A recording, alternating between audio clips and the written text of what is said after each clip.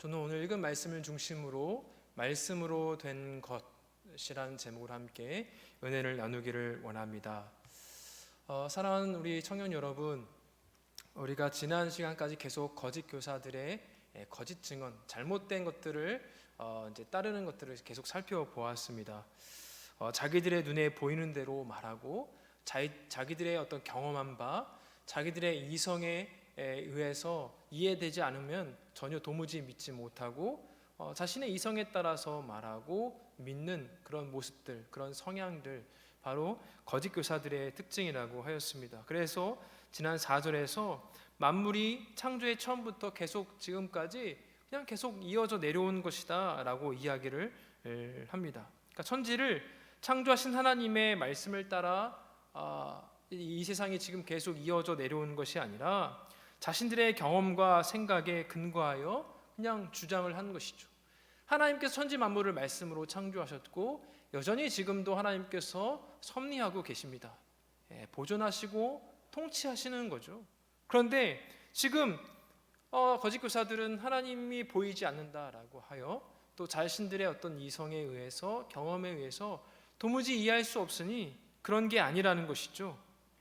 그래서 베드로는 이 주장이 얼마나 잘못된 것인지를 증언하고 있습니다.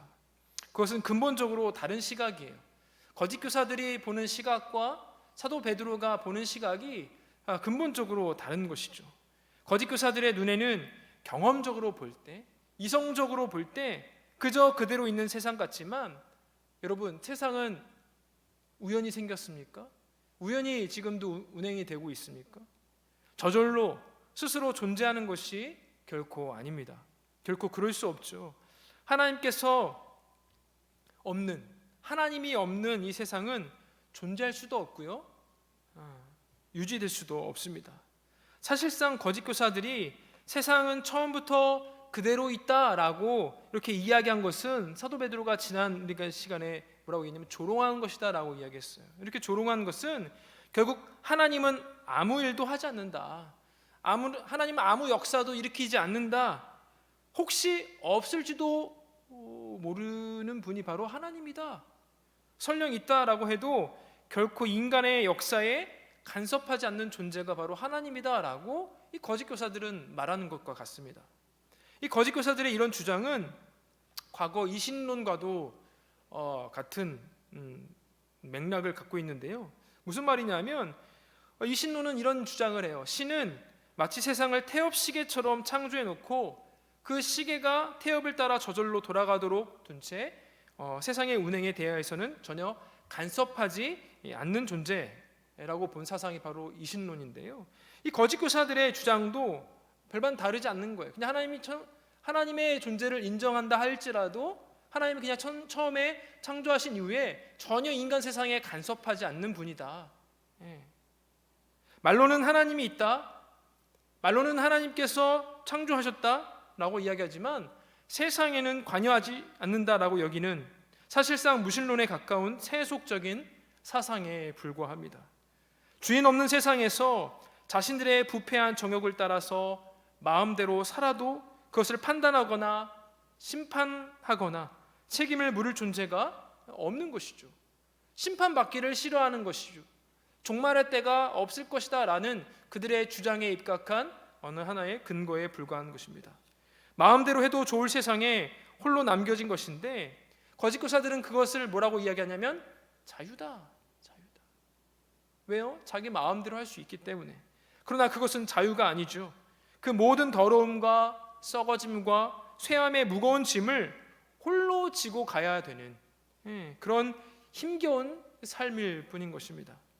여러분, 베드로가 5절부터 7절에서 지적한 내용의 핵심은 무엇이냐면 우리가 오늘도 함께 같이 읽었는데요. 그 핵심이 무엇입니까? 핵심 단어가 바로 말씀이에요. 말씀. 거짓 교사들이 조롱한 그 말씀. 창조 이후로 세상이 그대로 있는 진짜 이유가 무엇입니까? 하나님께서 그 하나님 자신이 그의 말씀대로 창조하신 세상을 무엇으로 붙들고 있는 거예요? 하나님의 그 말씀으로. 하나님의 말씀으로 붙들고 계시기 때문이라는 것을 오늘 본문은 강조하고 있어요. 말씀으로 창조하셨듯이 말씀으로 이 세상을 붙들고 계신다라는 거예요. 5절에서 뭐라고 이야기합니까? 하늘이 옛적부터 있는 것, 그리고 땅이 하나님의 말씀으로 된 것, 이것은 하나님께서 세상을 말씀으로 창조하신 이후에 이 피조된 이 세상을 그저 버려두지 않으셨다, 간섭하지 않으신다라는 이야기가 아니라 무엇을 강조하는 거예요? 말씀으로 간섭하신다, 말씀으로 붙들고 계신다라는 것을 사도 베드로는 강조하고 있는 거예요. 그러므로 세상을 창조한 그 말씀은 그 말씀대로 창조된 세상을 향하여서 지속적으로 유지시키는 근본적인 능력이고 원리가 바로 이 말씀이라는 거예요. 창조된 이후로 세상이 여태껏 그대로 존재하는 이유는 결코 우연히 어떤 스스로 된 것이 아니에요. 다시 한번 강조합니다. 여전히 지금까지 창조 이후로 계속 지금까지 흘러오는 역사가 지속된 이유는 무엇 때문이라고요? 하나님의 말씀이 붙들고 있기 때문에. 하나님께서 다스리신다라는 거죠. 하나님께서 통치하신다라는 거예요. 하나님께서 손을 떼신 것도 아니에요. 말씀으로 창조된 이 세상은 지금도 그 말씀으로 인해서 지음받은 대로 그 말씀으로 인해서 계속 유지되고 있습니다. 세상이 지금도 하나님의 말씀으로 인해서 성립된 것은, 세상이 지금도 하나님의 말씀의 지속적인 능력이 아니면 한순간도 하나님의 창조의 질서대로 운행될 수가 없어요. 해가 동쪽에서 떠서 서쪽으로 지는, 물론 우리 지구의 입장에서인 것이긴 하지만 그런 자연적인 질서가 깨지는 거죠. 뭐가 있지 않으면요, 하나님의 말씀에 붙드심이 없다면, 즉 통치하심과 다스림이 없다면, 하나님이 그 손을 탁 놔버린다면 질서가 깨지는 거예요. 스스로 홀로 설 수 없는 것이죠. 세상을 창조하고 유지하는 것은 오직 하나님의 말씀뿐입니다. 그래서 이 표현은 하나님께서 말씀으로 세상을 창조하신 것도, 그리고 지금도 매 순간 그 질서를 유지하시는 것도 모두 하나님의 선하시고 신실하신 의지가 아니면 그렇게 될 수 없습니다. 하나님은 세상을 창조하실 때에만 세상에 개입하신 것이 아니라 그 이후로도, 창조하신 그 이후로도 한순간도 세상을 놓으신 적이 없으세요. 하나님께서는 그분의 말씀으로 세상을 창조하셨을 뿐만 아니라 여전히 그 말씀으로 섭리하시고 통치하시고 다스리심으로 이 우주 만물을 유지시키고 계십니다. 하지만 우리의 문제가 무엇입니까? 하나님께서 창조하셨다는 것을 우리가 믿어요. 하지만 그 말씀으로 여전히 하나님께서 유지시키신다는 그 사실을 우리가 까마득하게 잊거나 혹은 잘 알지 못하는 것 같아요. 히브리서 1장 3절을 보면 뭐라고 말씀하고 있냐면, 그의 능력의 말씀으로 만물을 붙드시며, 무엇으로요? 그 능력의 말씀으로 만물을 붙드신다. 하나님께서 그의 말씀으로 창조하신 세상을 과거에도 마찬가지고 오늘도 매 순간 그 하나님의 말씀으로 붙드신다는 사실이에요. 만약 하나님의 이러한 선하시고 신실하신 의지가 없다면, 즉 하나님께서 이 온 우주 만물의 온 세상을 창조 질서대로 흘러가도록 하나님께서 말씀으로 붙드시고 계시는데, 이 말씀으로 붙드시지 않으신다면 세상은 더 이상 존재할 수가 없는 거예요. 그러므로 세상이 처음부터 이렇게 그대로 있는 것은 결코 스스로 된 것도 아니고 우연히 있는 현상도 아닌 거예요. 하나님의 부재 때문도 아닙니다. 이후 9절에서, 오늘 본문은 아니지만 이후 9절에서 베드로는 바로 피조 세계의 이런 지속성이 하나님 자신의 오래 참으심, 하나님의 인내하심, 하나님의 오래 참으심의 의지 때문이다라고 증언하고 있습니다. 하나님께서 오래 참으시지 않으셨다면 진작 심판당한 거죠. 어느 때와 같이요? 오늘 본문에 보는 노아의 때와 같이 이미 심판과 하나님의 진노와 하나님의 분노를 이미 입었어도 진작 입었다라는 것이죠. 이 세상은 하나님 없이 홀로 존재할 수 없습니다.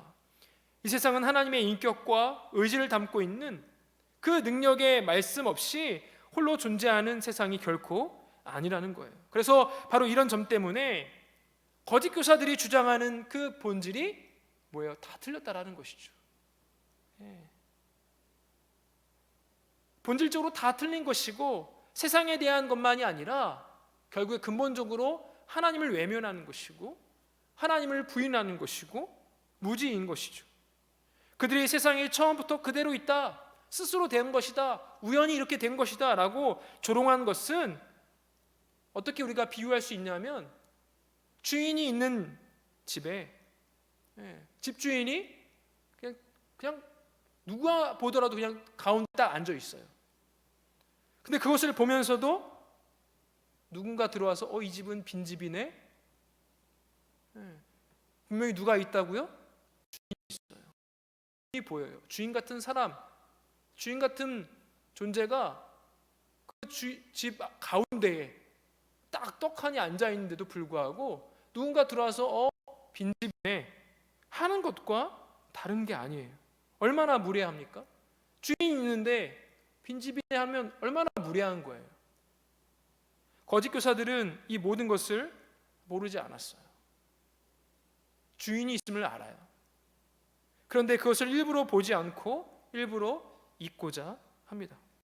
그래서 거짓 교사들이 6절에서 말하고 있는 일부러 잊으려 함이로다 라고 이야기하는 것은 이 세상에 하나님이 계시지 않는 빈집과 같은 곳이라고 믿고 싶어서 그냥 일부러 적극적으로 있는 거죠. 고의적으로 왜곡하는 거예요. 온 우주 만물이 분명히 조물주가 있다는 사실을 온 사람들이 알 텐데 지금 이 거짓 교사들은 그것을 적극적으로 잊는 거예요. 적극적으로 왜곡하고 있는 거예요.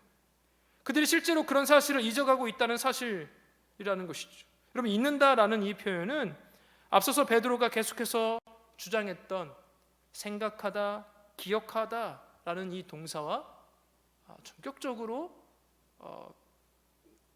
대적하는 어떤 단어예요. 아주 반대되는 단어죠. 뭐가 반대된다고요? 생각하라, 기억하라는 이 동사와 잊는다라는 동사.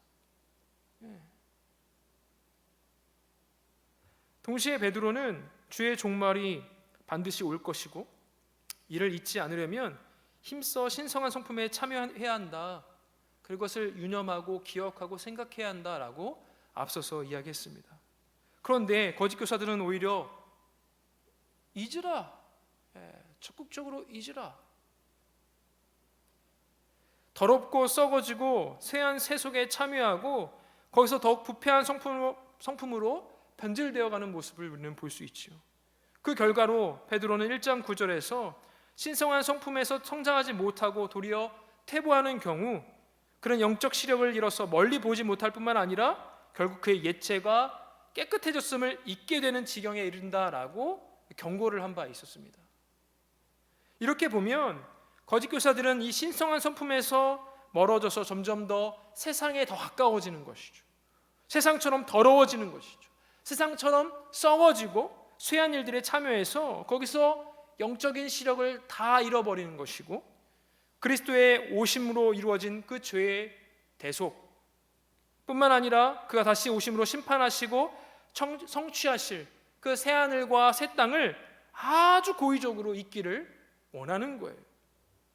이로써 하나님의 말씀을 부인하는 것이고 조롱하는 나락으로 떨어지는 그런 현상들을 우리는 볼 수가 있는 것이죠. 너무나 연쇄적으로 일어나는 반응들이에요.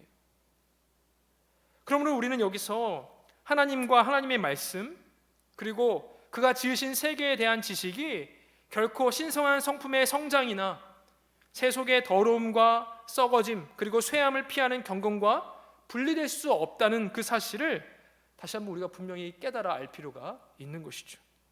여러분, 하나님을 안다라는 것은 의와 생명과 영원한 삶을 산다라는 것입니다. 다시 한번요. 하나님을 안다라는 것은 그분의 속성인 의, 그분의 속성인 그 거룩, 그분의 속성인 그 영원의 삶을 우리가 산다라는 거예요. 제가 지금 어떤 동사를 연결시켰습니까? 안다라는 동사와 산다라는 동사. 기억하십시오. 그로 인해서 하나님의 거룩함과 생명과 그의 임재가 가득한 심령과 성품으로 변화하는 것이죠. 여러분, 아는 것은 삶으로 이어지게 됩니다. 더불어 삶의 변화가 반드시 수반되는 것이죠. 경건 없이 하나님을 아는 지식이 존재할 수 없고요. 하나님을 아는 지식은 반드시 경건을 수반하게 됩니다. 이 둘을 분리하는 것, 지금 누가 하고 있는 거예요? 거짓 교사들이 하고 있는 거예요. 거짓 교사들이. 경건치 않은 자들은 세상의 멸망과 함께 멸망하게 되어 있습니다. 하나님을 알지 못하면 자연스럽게 경건하지 못하고요. 경건하지 못하니 반드시 멸망하게 되는 것이죠. 이것이 하나님의 말씀을 조롱하는 거짓 교사들의 모습이라는 거죠. 원래부터 생명은 경건과 함께 갑니다. 생명을 창조하시고 그것을 붙드시는 그 창조주 하나님이 거룩하시기 때문에 그렇습니다. 그러므로 생명을 원하는 자는 무엇을 구해야 돼요? 경건을 구해야 돼요. 삶을 구해야 돼요. 거룩은 죄의 오염에서 벗어난 상태죠. 하나님만 거룩하시기 때문에 사람은 하나님께 속함으로써 거룩을 추구할 수 있고 거룩해져 갈 수가 있습니다. 그것을 유지할 수가 있는 것이죠. 청결을 유지할 때 건강을 보존하는 것처럼 더럽고 오염된 상태에서는 그 건강성을, 생명을 유지하기가 힘듭니다. 더러워지면 분명히 썩게 되고 또 썩게 되면 부패하게 되죠. 또 부패하게 되면 죽고 사라지고 쇠하게 됩니다. 경건과 생명은 반드시 함께 따라가요. 짝을 이룹니다. 경건 없는 생명은 없어요. 경건 없는 것은 본질상 더러운 것이고 썩은 것이고 쇠한 것입니다. 세상이 그래요.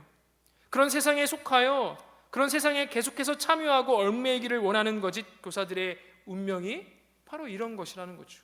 그런데 지금 베드로가 이 옛 세상의 심판과 멸망을 설명하는 그 방식이 참 재미있어요. 그러면 6절에서 무엇을 이야기하냐면 그때의 세상을 이야기하고 있습니다. 그때의 세상. 이 그때의 세상은 어떤 세상입니까? 바로 노아 시대의 세상이에요. 너무나 잘 알고 있는 우리 노아 시대의 세상이죠. 당시 땅에 거하면서 패역하고 불경건한 자들과 함께 심판을 받아 멸망당한 그 바로 그 세상입니다. 그런데 노아 시대의 심판과 멸망도 이로 말미암아 이루어졌다고 했는데 지금 무엇입니까? 말씀 5절에 보니까 말씀과 물이라는 이 창조의 방식을 따라서 땅이 드러났어요. 하나님께서 처음에 창조하실 때에 어땠어요? 땅이 바로 있지 않았어요. 하나님께서 어떻게 하셨냐면 물을 어떻게 하세요? 궁창에 있는 물로 또 이 땅에 있는 물을 아예 가르셨죠. 네. 그렇게 땅이 드러난 것처럼 멸망도 동일한 방식으로 이루어졌다라는 거예요. 뭐예요? 그때 노아 시대 때 하나님께서 어떻게 멸망시키셨어요? 땅에 붙잡고 있었던 그 물, 하늘에 붙잡고 있었던 그 물을 하나님께서 다 놓으신 거예요. 그 아래에서 물이 솟구쳐 오르고 또 하늘의 궁창에서 물이 한없이 쏟아지는 것이죠. 그래서 홍수로 노아 시대 때 다 심판을 당했어요. 멸망을 당했죠. 노아와 그 8식구만 빼고요. 하나님께서 창조 때 무엇으로 그것을 붙잡고 있었냐면, 물을 붙잡고 있었냐면 말씀으로 붙잡고 있었어요. 말씀으로 그 바다, 그 땅의 것들을, 땅에 있는 그 물들을 붙잡고 있었고 궁창에 있는 그 물들을 다 붙잡고 있었는데 심판하실 때 역시 무엇으로요? 말씀으로 그것을 다 놓으신 거예요. 말씀으로. 그것을 지금 베드로 사도가 설명하고 있는 거예요. 말씀으로 창조하셨고 말씀으로 분명히 심판하신다. 이렇게 보면 베드로서 3장에서 거짓 교사들이 종말에 관한 하나님의 약속의 말씀을 조롱한 것이 얼마나 무서운 결과를 초래하는지, 얼마나 큰 오만인지 깨닫게 됩니다.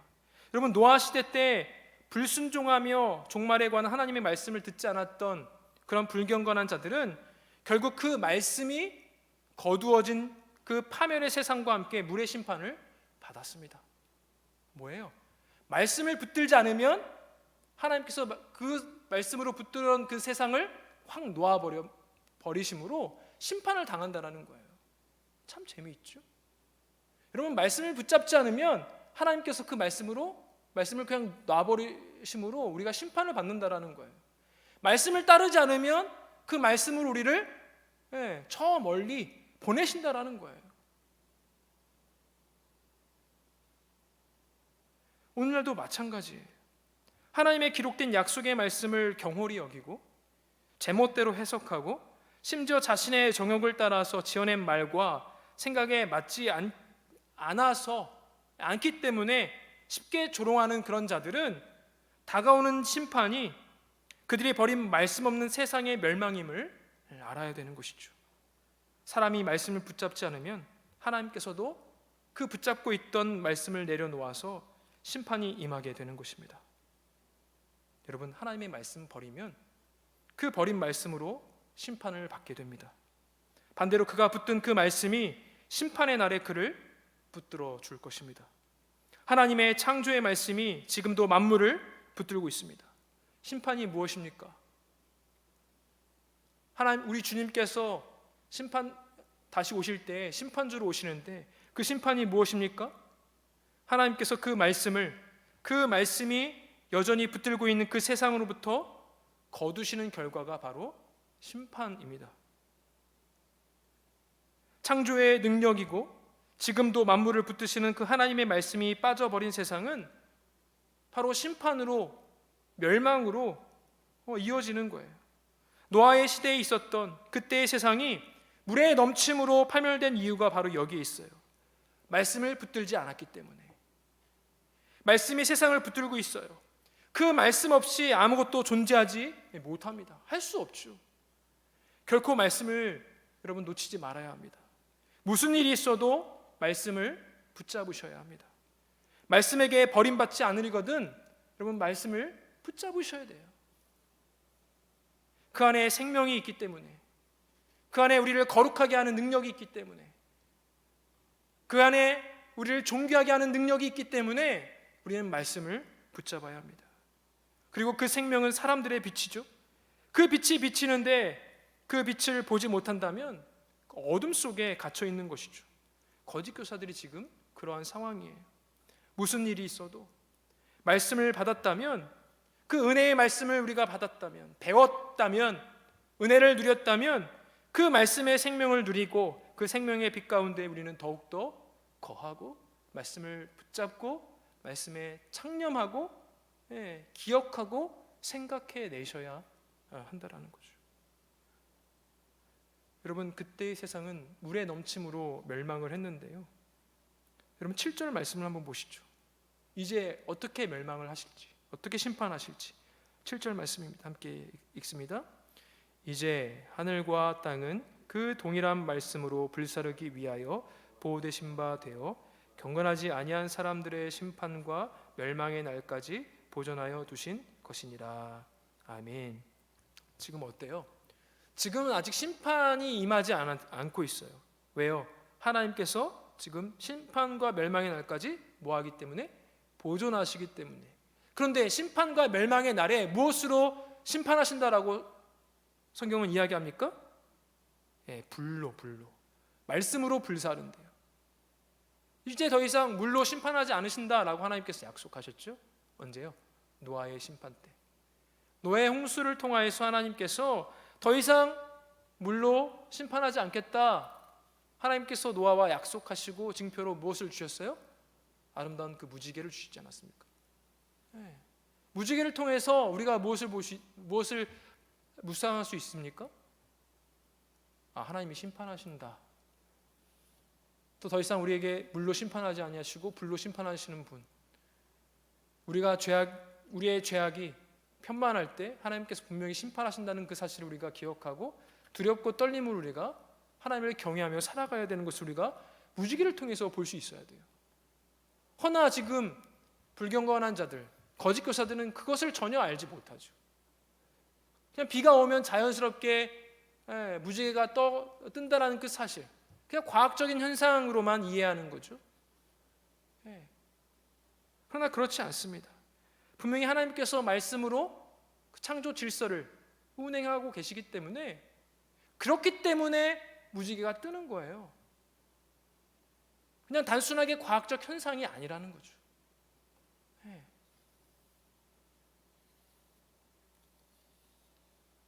여러분, 하나님의 말씀을 경홀히 여기며 조롱하는 자들은 분명히 불로 심판하신다라고 오늘 본문에서 이야기합니다. 그 말씀을 경홀히 여기며 조롱까지 하는 이 거짓 교사들은 정말 어리석지 않습니까? 그들은 마치 자신들의 밟고 있는 땅을 스스로 허무는 거예요. 자신들이 붙잡고 있던 그 밧줄을 스스로 끊어내는 자들과 같은 거죠. 다만 지금 이 세상은 바로 그 말씀으로 인해서 하나님께서 보존하고 계신다라고 성경은 이야기하고 있어요. 언제부터요? 노아의 물심판부터 지금까지 신실하게 우리 하나님께서 말씀으로 붙들고 계세요. 붙들고 계시는 거예요. 변함이 없으시게. 그러므로 이렇게 아무 일도 없는 것 같이 보이는 이 세상 자체, 우리가 볼 때마다 하나님 안 계시는구나, 심판이 없구나가 아니라 오히려 우리는 말씀에 근거하여 하나님께서 말씀으로 붙들고 계시는구나, 우리가 이것을 배워야 합니다. 매 순간마다 하나님의 말씀의 능력으로 우리를 보호하시는구나, 하나님께서 이렇게 보호하고자 하시는 그 하나님의 선하시고 신실하신 그 의지의 그 표현을 우리가 깨달아 알 필요가 있는 것이죠. 우리가 너무나 죄악이 많고 너무나 악한데 하나님께서 바로 심판하지 않으신 것은 말씀으로 붙들고 계시기 때문이라는 거예요. 은혜 아닙니까? 그 은혜임을 우리가 기억해야 되겠죠. 그러나 5절부터 6절에서도 그러했듯이 7절에서도 이 세상을 보호하시는 말씀은 동시에 이 세상을 심판하실 말씀이라고 성경은 이야기합니다. 말씀의 양면성이 있죠. 예. 말씀이 생명을 주기도 하고 생명을 앗아가기도 하는 거예요. 그때 세상을 창조하시고 붙드시고 심판하셨던 동일한 말씀이 지금 이 세상도 말씀으로 심판하실 때까지 보존하고 계시다는 사실. 다만 그 심판의 날에는 말씀으로 그때의 세상은 물로 심판하였지만 이제는 불로 심판받을 것이라고 증언합니다. 주 안에서 사랑하는 청년 여러분, 이 구원의 말씀은 곧 심판의 말씀입니다. 양면성이 있어요. 말씀으로 우리에게 생명을 주기도 하고 거룩하게 하고 영원한 생명을 누리게 하지만 또 반대로 말씀을 붙들지 않는 자들에게는 아주 썩어지고 더러운 것, 쇠한 것들을 줍니다. 심판을 주죠. 멸망을 주죠. 그 말씀을 받는 자는 건짐을 받지만 받지 못하는 자는 심판을 피하지 못하는 거예요. 그것이 정확히 거짓 교사들의 운명, 거짓 교사들을 따르는 자들의 결국이라는 거죠. 그들의 종말은 기다렸다가 확인할 필요도 없어요. 왜요? 신실한 하나님의 말씀이기 때문에. 지금 그들이 버리고 조롱한 그 말씀이 그 마지막 날에 그들을 버릴 것입니다. 조롱할 거예요. 불로 사를 것입니다. 사랑하는 우리 청년 여러분, 그 심판의 불에 참여하지 않으려거든 지금 이 구원의 말씀을, 능력의 말씀을, 거룩하게 하는 말씀을, 우리를 의롭게 하는 그 말씀을 붙들어야 돼요. 그래야 심판 때에 그 말씀이 우리를 붙들 것입니다. 여러분이 말씀을 붙잡지 않으면 하나님의 말씀도 여러분을 붙잡지 않고 그냥 놓아버리실 것입니다. 그 말씀을 통해 하나님과 주요 구주이신 예수 그리스도를 아는 지식으로 날마다 그 말씀을 통하여 의와 생명과 영혼의 신성한 성품에 참여하시고 그 부르심과 택하심을 굳게 하는 저와 여러분 되시기를 간절히 소원합니다.